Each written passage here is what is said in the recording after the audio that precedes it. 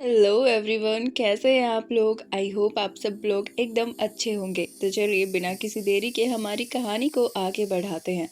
हीर फिलहाल एक टैक्सी में बैठी थी। उसकी आंखों से लगातार आंसू बह रहे थे और वो अपने फ़ोन की तरफ देख रही थी जिसमें उसने आरिफ का नंबर डायल कर रखा था। लेकिन सामने से आरिफ कॉल नहीं उठा रहा था क्योंकि फ़िलहाल आरिफ को डॉक्टर चेक कर रही थी। इसलिए आरिफ के कमरे में डॉक्टर और आरिफ के अलावा कोई नहीं था जो आरिफ का फ़ोन उठा सके। और आरिफ तो इस हाल में था ही नहीं कि वो अपने आसपास कुछ देख पाए। हीर को अनाहत की बहुत चिंता हो रही थी, साथ में उस पर गुस्सा भी आ रहा था। वो कैसे उसे बिना पूछे किसी के भी घर जा सकती है। क्या वो खुद को इतना बड़ा समझने लगी है। थोड़ी देर बाद टैक्सी ड्राइवर ने अपनी टैक्सी को घर के सामने खड़ा कर दिया। हीर ने आलीशान अग्निहोत्री मेंशन को देखा, जिसके बाद हीर जल्दी से उसे किराया देते हुए लगभग दौड़ते हुए अग्निहोत्री हाउस के अंदर आई। दरवाजे पर पहले बॉडीगार्ड्स ने उसे चेक किया, जिसे देखकर ही हीर की घबराहट के मारे सांसें थम गई थी। अग्निहोत्री हाउस की सिक्योरिटी काफ़ी ज़्यादा टाइट थी, इसलिए बिना चेकिंग के कोई भी अंदर नहीं जा सकता था। 5 मिनट की चेकिंग के बाद हीर लगभग दौड़ते हुए अंदर गई तो हॉल में तारा बैठी थी और वो अपने सामने सोफे पर बैठी अनाहत से सवाल जवाब कर रही थी। मिष्टी भी अनाहत के बगल में बैठी थी और ध्यान से अपनी मम्मी की बातें सुन रही थी। उसे अनाहत की बातों को सुनने में बहुत इंटरेस्ट आ रहा था। हीर की सांसें तेज चल रही थी, आंसू अभी भी उसके गालों पर लकीरें खींच रहे थे। लेकिन जैसे ही उसकी नज़र अनाहत पर पड़ी वो एकदम से रुक गई। अनाहत सोफे पर बैठी थी, दोनों हाथ अपनी गोद में रखे, और उसके सामने बैठी थी तारा अग्निहोत्री, वो औरत जिसकी आवाज़ अभी कुछ घंटे पहले हीर ने सुनी थी। अनाहत ने अपनी मम्मी को देखते ही पहले तो चौंक कर आंखें बड़ी की और फिर धीरे से मुस्कुराई। मिष्टी ने भी हीर को देखा और तुरंत खड़ी हो गई। मम्मी। अनाहत दौड़ते हुए उसके पास गई। हीर ने भी उसकी तरफ कदम बढ़ाया और फिर तारा की तरफ देखकर बोली, आप आपने मेरी बेटी को बिना बताए यहाँ कैसे अपने घर रखा हुआ है। तारा ने शांत नज़रों से हीर को देखा। उसके चेहरे पर गुस्सा बिल्कुल नहीं था। वो उठी और धीरे से हीर के पास आई और हाथ जोड़ते हुए बोली, नमस्ते मिस हीर, पहले तो आप बैठिए, आपकी हालत देखकर लग रहा है आप बहुत घबरा गई हैं। तारा ने हीर का हाथ पकड़ा और बेहद नरमी से कहा, आइए बैठिए, पानी पी लीजिए, फिर बात करते हैं। हीर को उम्मीद नहीं थी। उसने जितनी बदतमीजी से तारा से बात की थी, उसके बाद तारा उसके साथ इतनी आराम से बात कर सकती है। उसने हिचकिचाते हुए सोफे पर बैठते हुए कहा, वो थोड़ी देर पहले। वो कुछ बोल पाती उससे पहले ही तारा ने मुस्कुराते हुए कहा, मुझे पता है, नए शहर में नए लोगों के साथ ऐसा ही बर्ताव करना चाहिए, वरना लोग आपको कमज़ोर समझ लेते हैं। आपने बिल्कुल सही किया, इसमें कुछ गलत नहीं था। और उसके बाद मुझे पता है आरिफ की हरकतें कैसी हैं। उसके साथ हर कोई अनकंफर्टेबल ही फील करता है, पर मेरा यकीन करो वो इतना बुरा लड़का नहीं है जितना आपने उसे समझ लिया है। और रही बात आपकी बेटी की, तो हम इसे ज़बरदस्ती नहीं लेकर आए हैं। मिष्टी बता रही थी कि वो खुद आरिफ से मिलना चाहती थी, क्योंकि एक दिन जब वो बीमार हुई थी तो आरिफ उससे मिलने गया था। मुझे तो इस बारे में कुछ पता भी नहीं है। हीर ने गुस्से में अनाहत को घूरा तो वहीं अनाहत धीमे कदमों से उसके पास आई और फिर आहिस्ता से उसकी गोद में बैठते हुए बोली, मम्मा आप डरिए मत, ये बुरे लोग नहीं है, मिष्टी की मम्मी बहुत अच्छी है।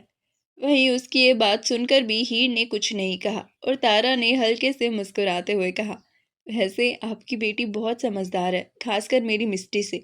मिष्टी तो बहुत ही नादान है, और इस बच्चे की उम्र में इतनी सारी समझ, काफ़ी अच्छी परवरिश की है आपने इसकी। ये सुनकर मिष्टी का मुंह बन गया तो वहीं अनाहत की आंखें बड़ी हो गई। वो नहीं चाहती थी कि मिष्टी के घर में आकर वो मिष्टी से किसी भी बात पर लड़ाई करे, लेकिन वो फिलहाल मिष्टी की मम्मी को अपनी तारीफ करने से रोक नहीं पा रही थी। तो वहीं हीर भी ज़बरदस्ती मुस्कुराने की कोशिश कर रही थी, लेकिन वो मुस्कुरा नहीं पाई।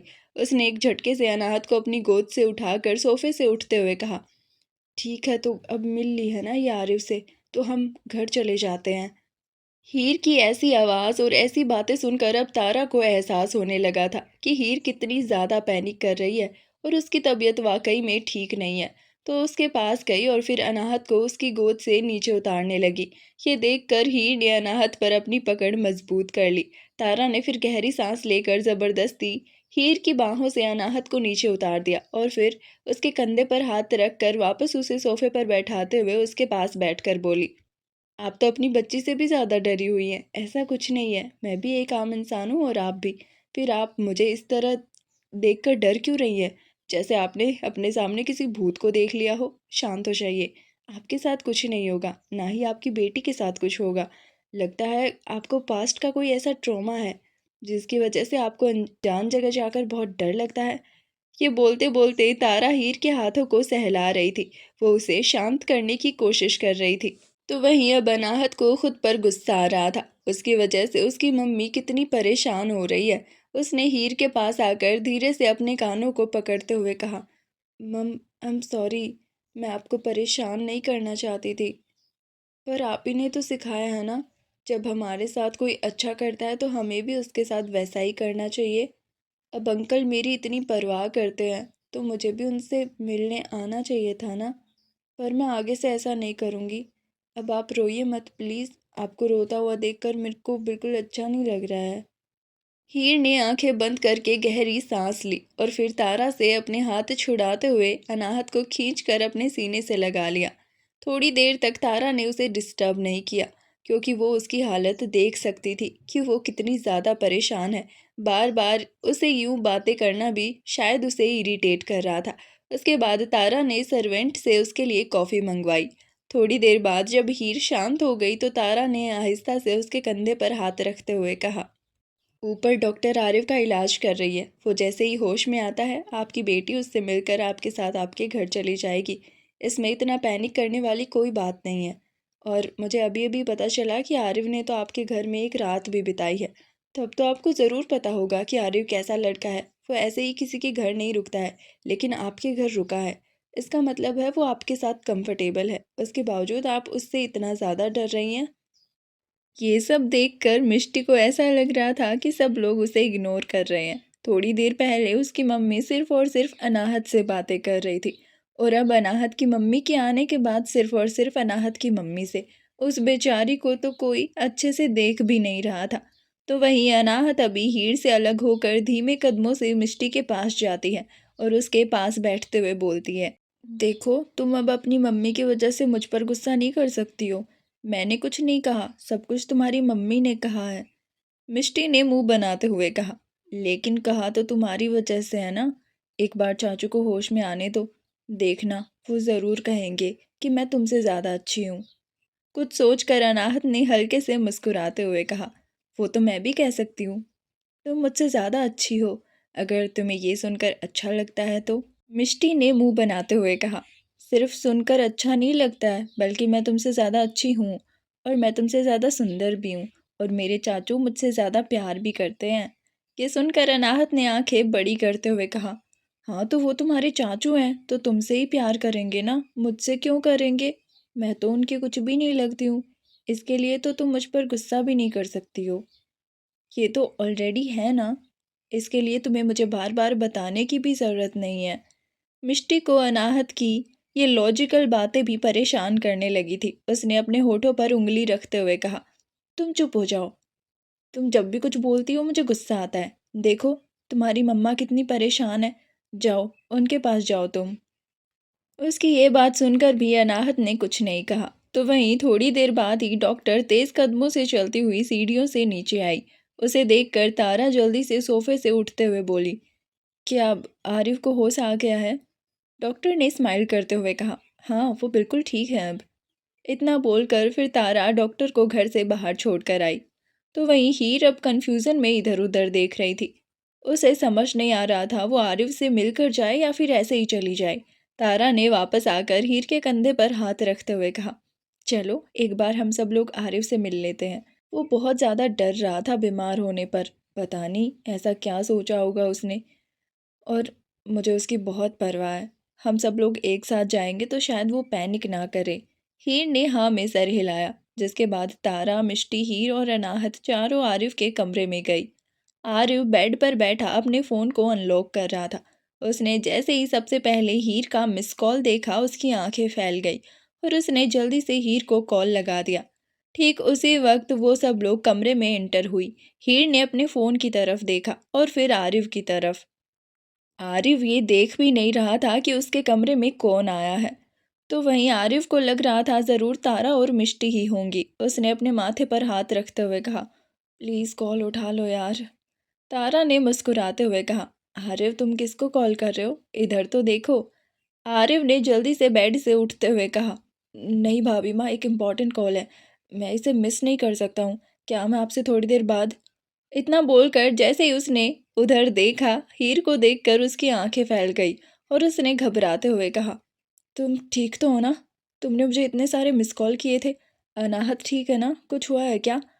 अनाहत ने जैसे ही ये सुना वो जल्दी से उन लोगों के पीछे से आगे आते हुए बोली, मुझे क्या होगा अंकल?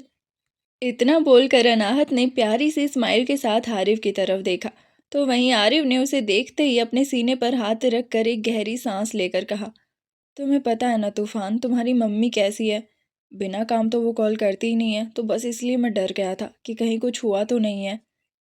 तारा हैरानी से आरिफ को देख रही थी। उसने मिष्टी के अलावा आज तक आरिफ को किसी की परवाह करते हुए नहीं देखा था। ये उसके लिए बहुत नया था। वहीं मिष्टी को जब ये लग रहा था कि आरिफ सिर्फ अनाहत को इम्पोर्टेंस दे रहा है, तो वो लगभग दौड़ते हुए उसके पास गई और उसके पैरों से लिपटते हुए बोली, चाचू। उसकी मासूम सी आवाज़ सुनकर आरिफ तुरंत ही घुटनों के बल बैठ गया और अगले ही पल उसे अपनी बाहों में भरते हुए बोला, मेरी प्रिंसेस मुझसे मिलने के लिए स्कूल से वापस आ गई? मिष्टी ने भी आंखें बंद करके मुस्कुराते हुए कहा, हाँ, क्योंकि आपकी प्रिंसेस आपसे बहुत प्यार करती है। जब आप बीमार होते हो तो मुझे बिल्कुल अच्छा नहीं लगता, इसलिए मैं आपसे मिलने के लिए आ गई। आरिफ ने उसे खुद से अलग किया और फिर उसका चेहरा अपने हाथों में भरकर उसके माथे पर किस करते हुए बोला, चाचू भी आपसे बहुत प्यार करते हैं। आप मुझसे प्रॉमिस करो कि आप मुझे छोड़कर कभी नहीं जाओगी। मिष्टी ने जल्दी से अपने हाथ की छोटी उंगली आरिफ की तरफ करते हुए कहा, पिंकी प्रॉमिस, मैं आपको छोड़कर कभी नहीं जाऊंगी। आरिफ ने भी अपने हाथ की छोटी उंगली को मिष्टी के हाथ की छोटी उंगली से मिलाया और फिर मुस्कुराते हुए उसे फिर से अपनी बाहों में भर लिया। मिष्टी को अब जाकर कहीं सुकून मिला था। उसे लग रहा था कि उसने अनाहत को बुरी तरह जला दिया होगा। पर एक्चुअल में आरिफ और मिष्टी के इस बर्ताव से अनाहत को बिल्कुल जलन महसूस नहीं हो रही थी। वो सिर्फ मिष्टी ही थी जिसे अपने चाचू के लिए इतनी पॉजिटिवनेस थी। वो जैसे ही अनाहत को थोड़ी सी तारीफ भी कर दे, फिर उसकी थोड़ी सी भी फिक्र कर दे, उसे लगता है अनाहत उसकी जगह ले लेगी। तारा ने बेड पर बैठते हुए कहा, तुम ऐसे अचानक कैसे बीमार हो गए? हम सब लोग कितना परेशान हो गए थे। आरिफ ने एक नज़र हीर को देखते हुए कहा, बस मैं कुछ लोगों से बहुत डर गया था, इस वजह से मुझे फीवर आ गया। ये सुनकर तारा ने आंखें छोटी करते हुए कहा, ये तो मैं तुम्हारे मुंह से पहली बार सुन रही हूँ कि तुम भी किसी से डर सकते हो। तो वहीं हीर भी बहुत हैरान हो रही थी। आखिर ऐसा कौन सा इंसान है जिससे आरिफ को डर लगता है? उसे नहीं पता था कि आरिफ उसी से डर रहा है।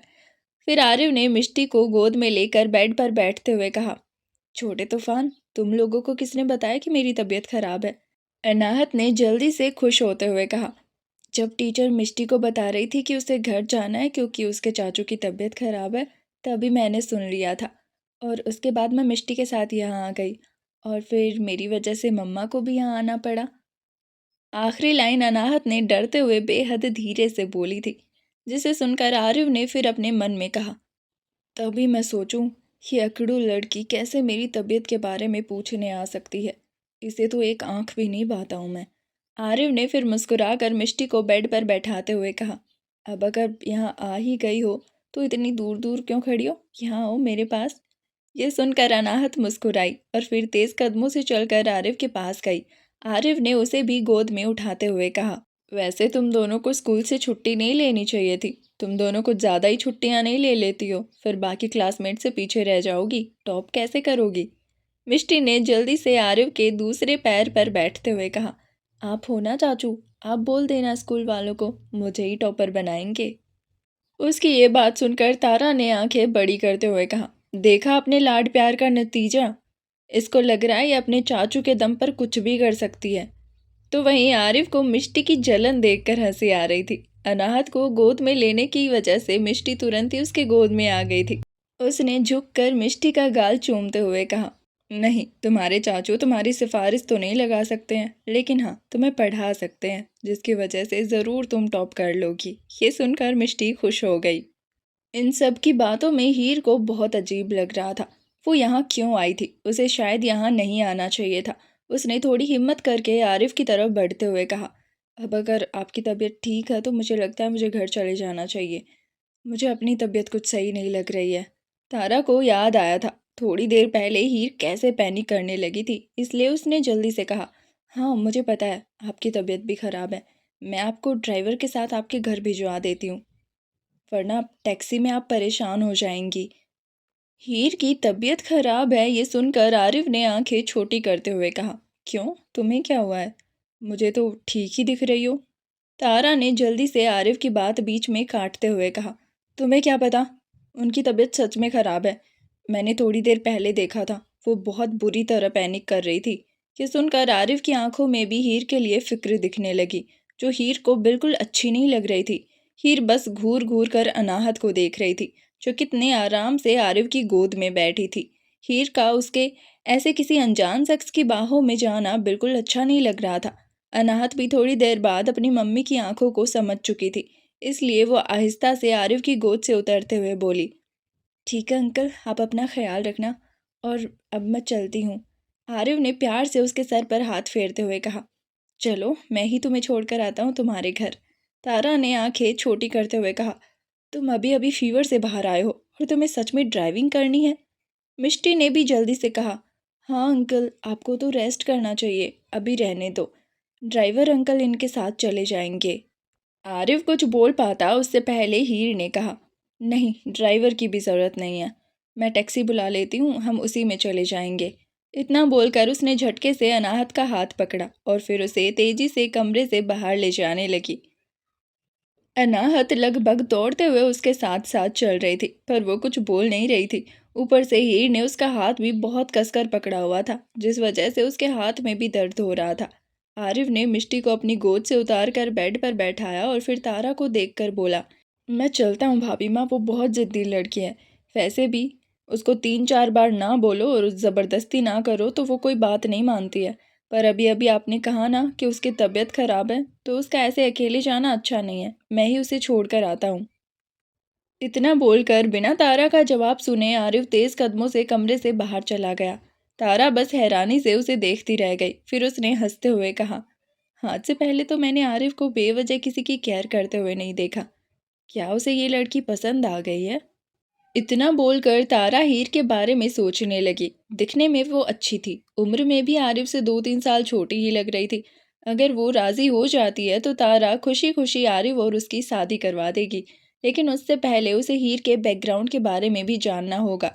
इसलिए उसने आरिफ के पर्सनल असिस्टेंट को ही कॉल किया, क्योंकि आरिफ ने अगर हीर के बारे में डिटेल्स निकलवाई होंगी तो ज़रूर उसी से निकलवाई होंगी।